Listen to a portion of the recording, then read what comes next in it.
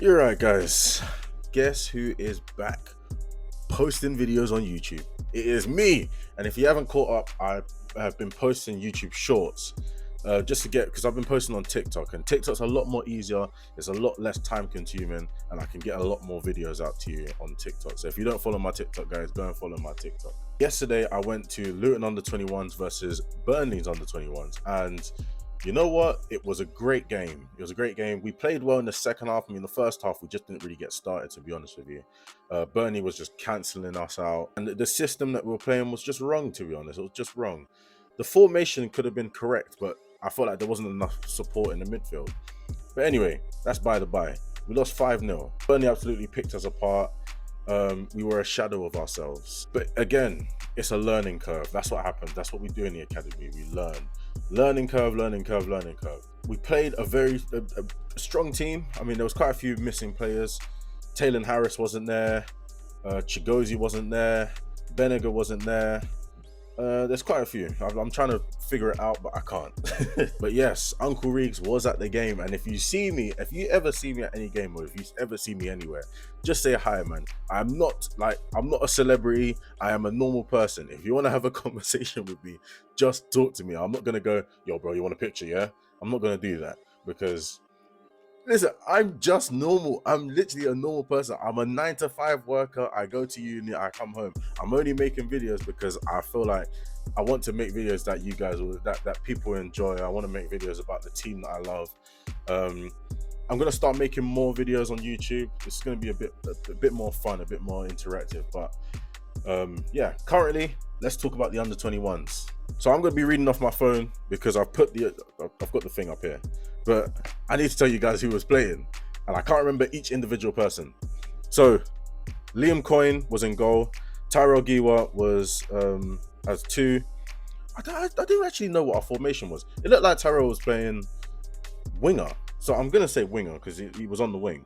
So Liam Coyne in goal, Tyrell Giwa on the wing, Harry Fox at left wing back, Vladimir Paternoster, Joe Johnson, Aidan Francis Clark, all at centre back. Pinnerton was at right wing back. Kai Banda was in the midfield. Don Martins was in the midfield. Loretson Jones was, I'm pretty sure he was on the right hand side. And Don Martins was in the midfield with Kai Banda. Actually, no, swap that around. Tyrell Giwa was playing right wing, and the Wretched Jones was playing left. I think. I'm trying to remember how it was in the first half, but I'm pretty sure that's how it was. In the second half, we had who did we have come on? We had Charlie Truston come on and Zach Ioannidis coming on. Both of them came on at halftime.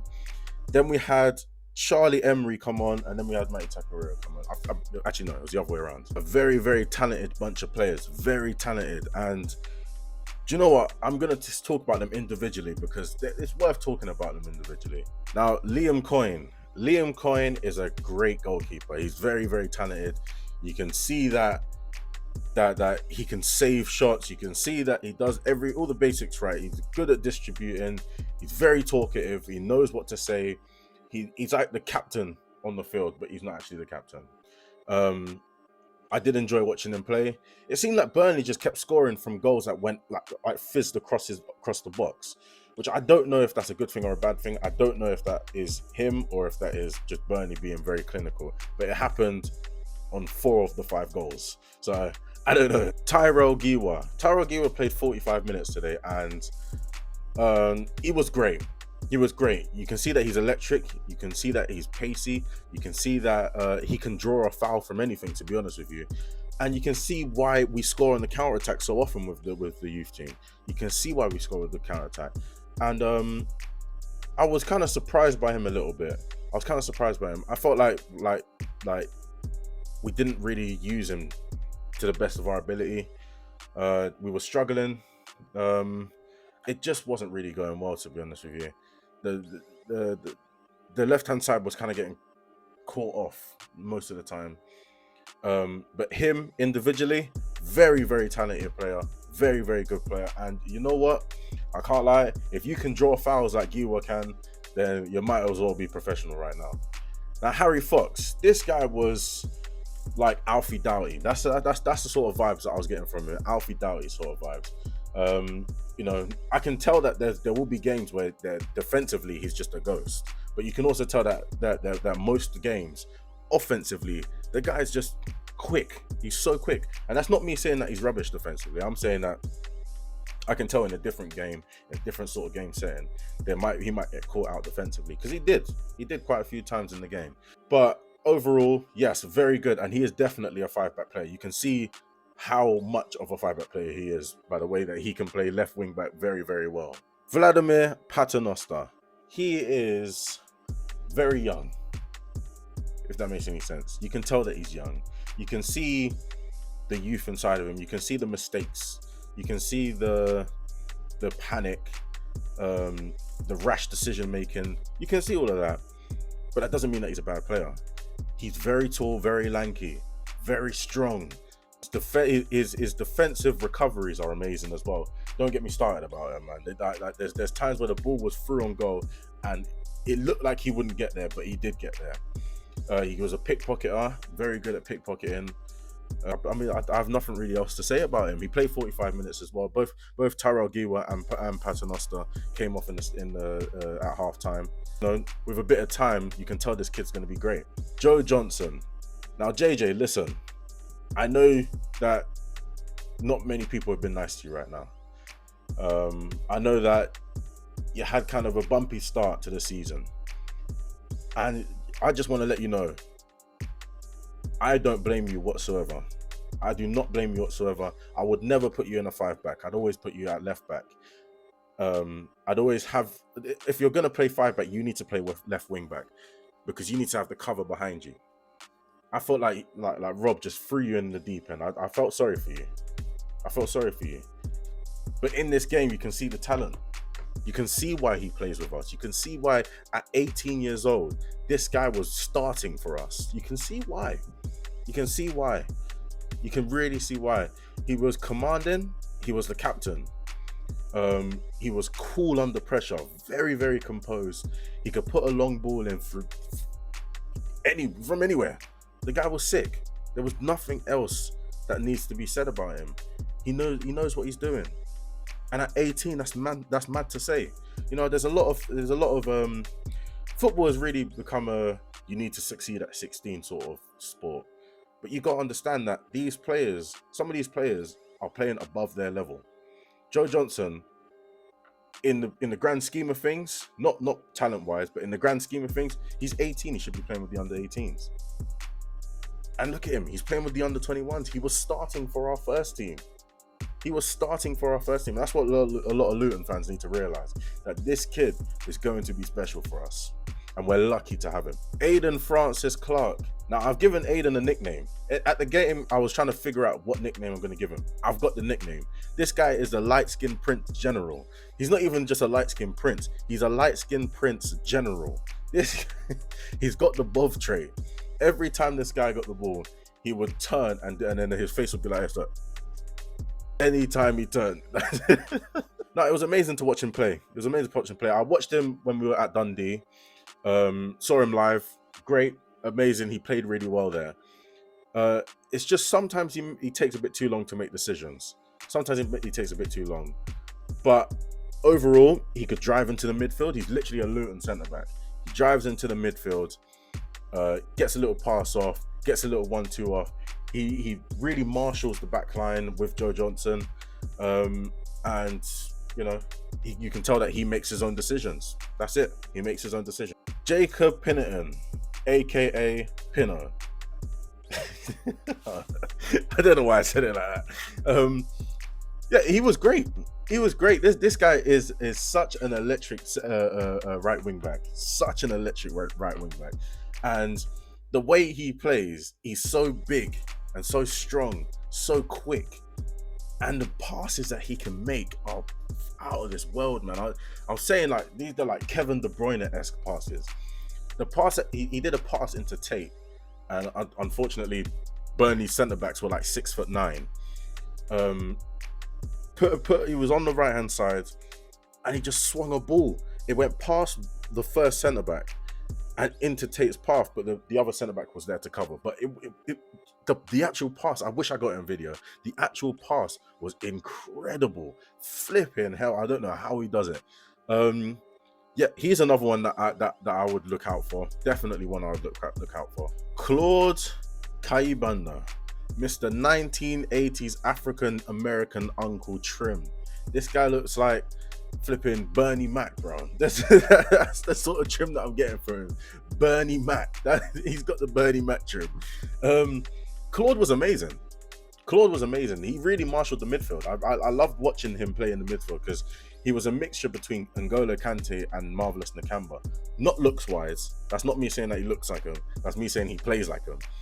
He'd get the ball, he'd turn, and he'd just dribble.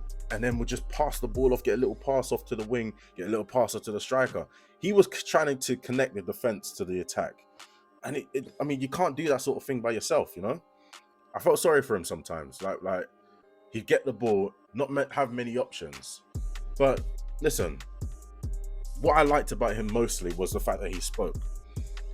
Not a lot of midfielders speak. He spoke. He did about 6 things at once at one time. There's one moment in the second half where he is a throw-in. He's shouting at Charlie Emery, I want you to go here. You go here because I'm going to go here. And then he's like, I'm like, whoa, wait, hold on. Slow down, brother. Slow down. He checks his shoulders like flipping prime Iniesta, prime Xavi. And you can see that he knows what he's doing because when he checks his shoulder, he knows, okay, cool, I can't go that way, so I'm going to go this way then. But I like the fact that he talks. I like the fact that communication is strong with the under-21s. And then they're not just shouting at each other, they're talking to each other. And that's what I like. And Claude, I like that, bro. The next person, I've been meaning to talk about him for quite a bit of time, Tate Xavier-Jones. He's a small striker. Most of our strikers are small anyway. Matty Takwira is small as well, but who cares? That doesn't mean anything. They don't have to be tall to score goals. As you can see, he scores goals near enough every game. I felt like this game, he wasn't very effective because he didn't have the support that he needed. We were peppering him with long balls. Why? You're playing against 10'1" Burnley centre-backs and you're trying to put a long ball over the top of these 10-foot centre-backs to our striker who is half their height. It doesn't make any sense. You can see his talent. You can see that he can strike a ball. Flipping out, you can strike a ball. I felt like I didn't really get a good account of him this game because he didn't have much to go off of. He was kind of feeding off scraps. There was quite a few times where, again, Giwa would put him through, Fox would put him through, or Pinnerton would put him through, Loretson Jones would put him through, but he just couldn't get to the end because he had flipping Goliath running after him, flipping 19'1" flipping centre backs round. And that's another person I felt sorry for because the system didn't help him. We're trying to pepper him with long balls. No, it doesn't work. If the long ball doesn't work and their press is too high, you play the ball to feet. They're pressing with 3 people. You play the ball to feet. Either you have a good turn, or you play ball, you take the pressure, you pass it back, bang, it's gone down the wing. 1-2s. They work a lot with under press. Triangle formations as well. I thought Tate was amazing. I feel like Tate's a great player. He's gonna go on to do great things. You can tell. Don Martins. Now this guy, I don't really know how to explain it. He was a bit slow. He looked like he was off the pace. That's not me saying that he is rubbish or not talented. That's me saying that he was off the pace. I felt like he was off the pace anyway. You can see some sort of quality there. You can see that defensively he gets himself back. Him and Claude should not be in a box midfield. They should be in a 2 CDMs. Him in front of the defense will be great, but asking him to put the ball through or to run into the attack and connect the attack to no, that's not his job. He can't do that. He needs somebody in front of him to pass the ball to. He needs somebody in the midfield to pass the ball to him. And listen, this is the person who I would put in front of Claude and Don Martins. Jack Loretson Jones. Why are you playing on the wing? I hate seeing you on the wing. Jack, this guy is like Cole Palmer. When I watched him play, I thought Cole Palmer straight away, because it's the minimalistic things. It's the small details.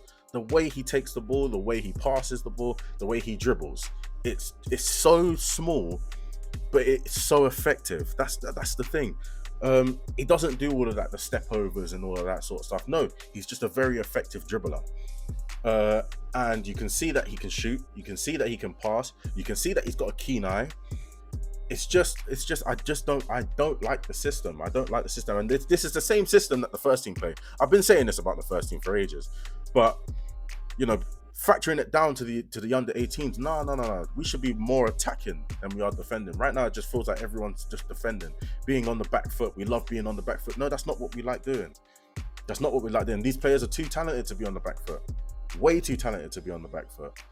And Burnley were effective at punishing us, but I felt like we could have done the same thing to them. They made a lot of mistakes. Anyway, Jack, he is another player who can draw a foul from anything.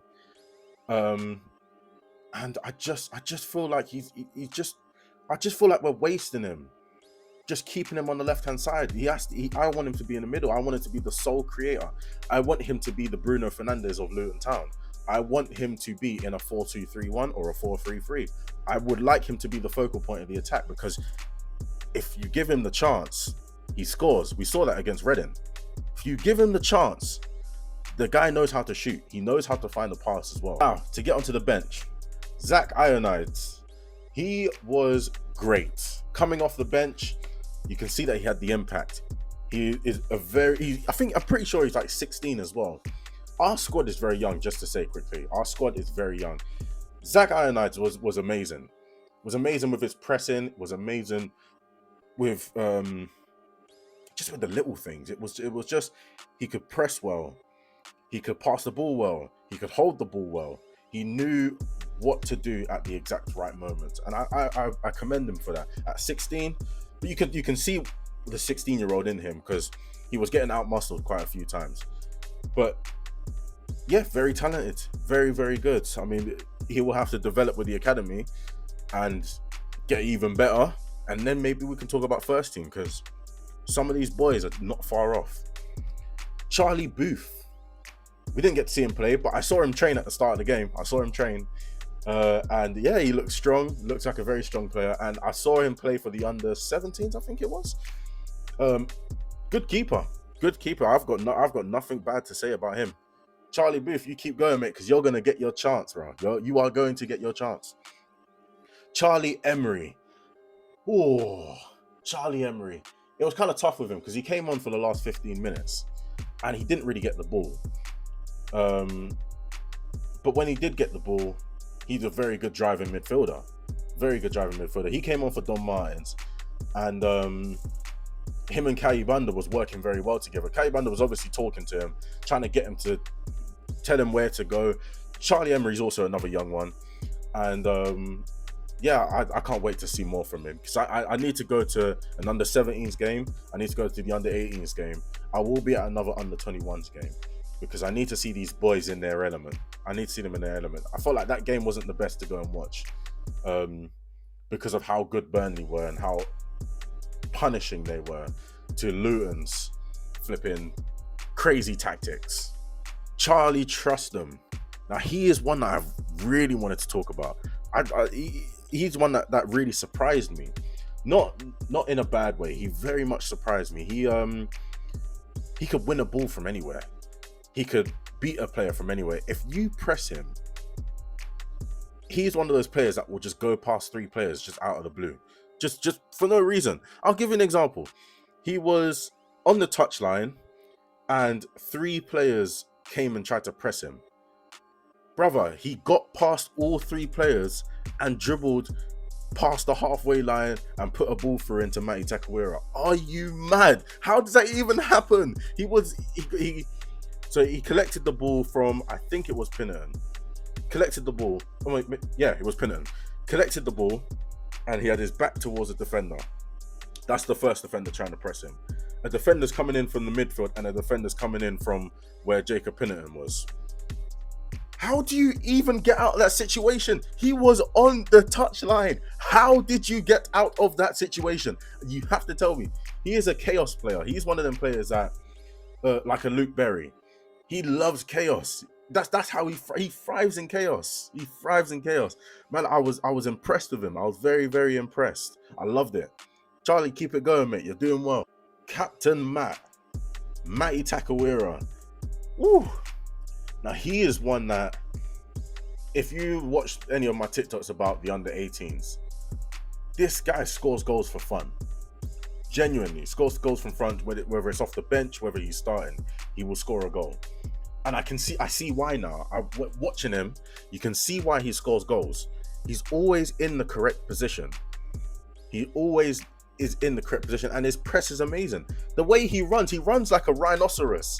And that must be scary for any player who is on the ball, because it looks like he's running in slow motion. But then you close your eyes, you open your eyes for a second, and he's right in front of you. It doesn't make any sense. He was pressing the goalkeeper. He made the goalkeeper do quite a few mistakes. He made the centre-back do quite a few mistakes. He won the ball off the centre-back quite a few times. It makes no sense how good he is at pressing.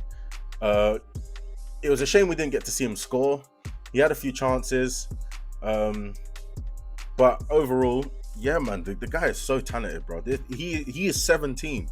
We are going to see a lot more from Matty Takawira. We're going to see a lot more from Matty Takawira. My man of the match for the game was 100% Joe Johnson. He played the full 90 minutes, and he played very, very well. I was impressed with him. I was very much impressed with him, and I'm glad that he's getting the game time that he needs, because soon we will need you in the first team. I can promise you that. There will be a lot of injuries, and you will be back. You will be back. Listen. For any of the under 21s watching, your time will come. You just need to take it, especially with the under 21s. Especially even when I'm talking about the under 18s, under 20, under 17s. You know, the Dylan Stitts and all of that coming into the under 21s. Take your chances. Don't give up. Take your chances, because you never know what's going to happen. You really never know what's going to happen. Matty Takawira has been taking his chances.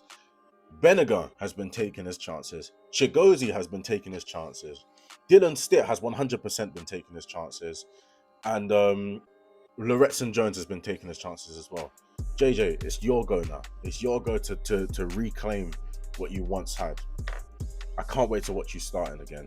And for Luton Town, on to the next one, I guess. On to the next one. We'll see what happens. We'll see what happens.